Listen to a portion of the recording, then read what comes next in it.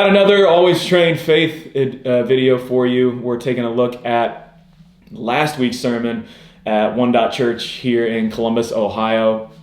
And the theme of the message was about the position that you hold when bad things start, or the position that you hold when bad things happen. Obviously, again, we're in a really weird season of life. Everybody's in there. The whole world's in there. So what stance are you taking right now? And Pastor Greg mentioned a couple things, or had a couple lines that really stuck with me. Well, one was pulled from the Bible from Paul. He says, "Don't grow weary in difficult times." So I can tell you from my perspective, like when it all really hit the fan, and we were on lockdown and everybody started panicking a little bit, and those things started to happen. It's easy to be gung-ho at the start. It's easy to charge in and say, all right, hey, let's solve this problem. We're going to do it. We're going to get it taken care of. I know at work, like everybody was running in, all hands on deck. Like, let's, solve the problem with, Rogue Fitness making masks and shields and gowns, and people coming in to help fulfill orders, and, practicing all the safe things that you're supposed to, social distancing and washing the hands and all those protocols and all that stuff. But it was like, all hands on deck, let's solve this problem right now. And everybody jumps in the immediate. And it's easy to have that boost of adrenaline, that boost of excitement, or that urgency to kind of fix whatever problem is out there.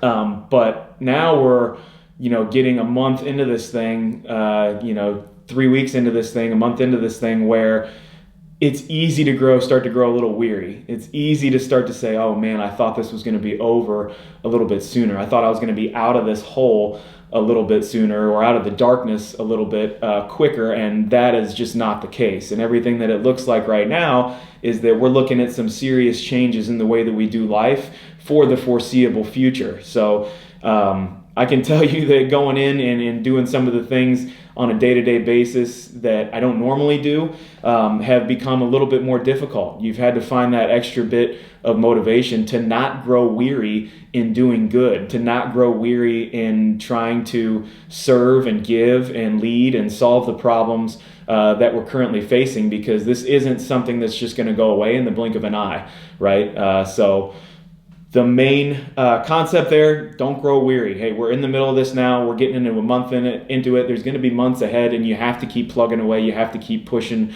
and you have to keep striving for the right things to do. One of the things that Pastor Greg brought up, or one of the lines he said that stuck with me, wrote it down here. It says, "I can't always choose my situation, but I can choose my stance."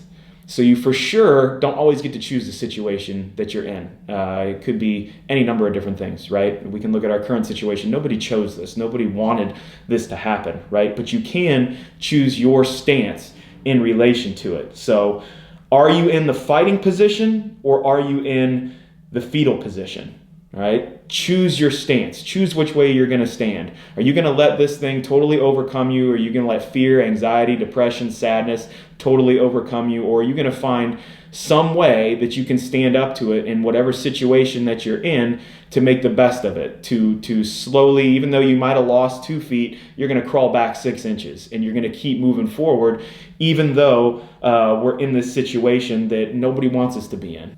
So when we're talking about being in either the fighting or fetal position, both of those things are going to sow a handful of different results depending on which stance you are in, right? The fighting position or the fetal position. And again, Pastor Greg went over this. If you're in the fetal position, it's probably going to sow more suffering. You're going to sow fear. You're going to sow scars, injury, and you're not going to be able to climb out of that situation, right?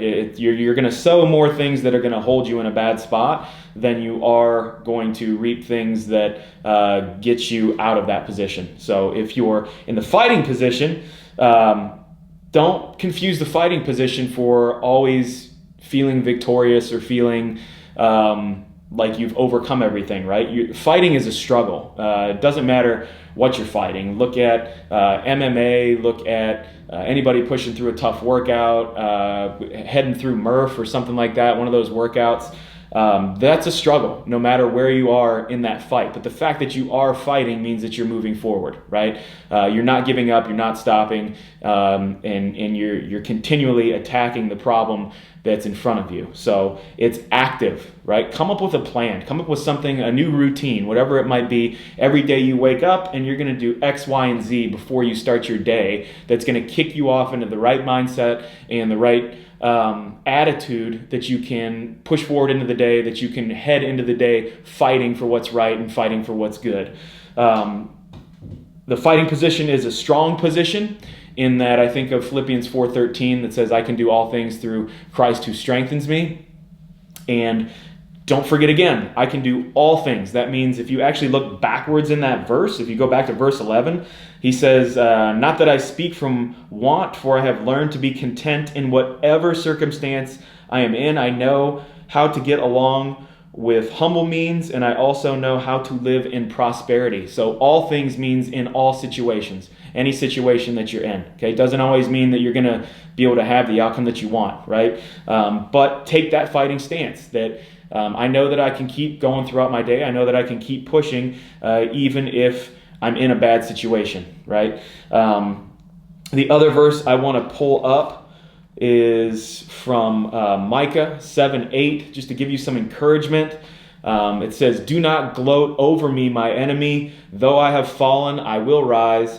Though I sit in darkness, the Lord will be my light. So for me personally, I'm keeping my eyes on this book. I'm keeping my eyes on the Lord, on what he says and how he would have me handle this situation. And one of the cool things that I get to share with you is that I know personally at my local church, a handful of people reached out to the church saying, hey, we don't have any means right now. We're struggling getting food. We're struggling in being able to pay our rent for the next month or our mortgage. And we're struggling basically on basic needs and survival.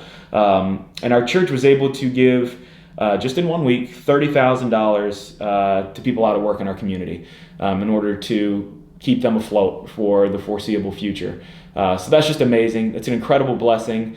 It's a rare, or it's an interesting thing where we want to focus on a lot of the darkness, and that's where a lot of the clickbait comes from. That's where a lot of the attention goes to, is how horrible this is, and look at how, terrible it is. And while those are things that we need to be paying attention to, this is also an amazing moment where we get to watch people rise up, where we get to watch people attack problems and help out their fellow man and do things that are just unbelievable, unselfish acts of kindness and goodness all around the world. So you can be that change, and it doesn't have to be giving money. It doesn't have to be giving groceries. It can just be talking to somebody, asking them how they're doing, checking in on your friends through the phone, FaceTime, and just smiling at somebody, letting them know that you're in the trench with them, and that everybody's fighting and everybody's going through something. So hope you guys have a great week. We will hopefully be able to come back with another one next week. One Dot Church is having all of their sermons online right now at all their normal times. I believe 6 p.m. on Saturday night, 8:30 a.m., 10:30 a.m. maybe. I might have to correct that, but we'll have the proper information down in the bio. Head over there if you're looking for an uplifting message. I guarantee you're going to get one. And just enjoy your week and stay in the fight. Stay in that fighting position. Don't drop down to that fetal position and keep fighting.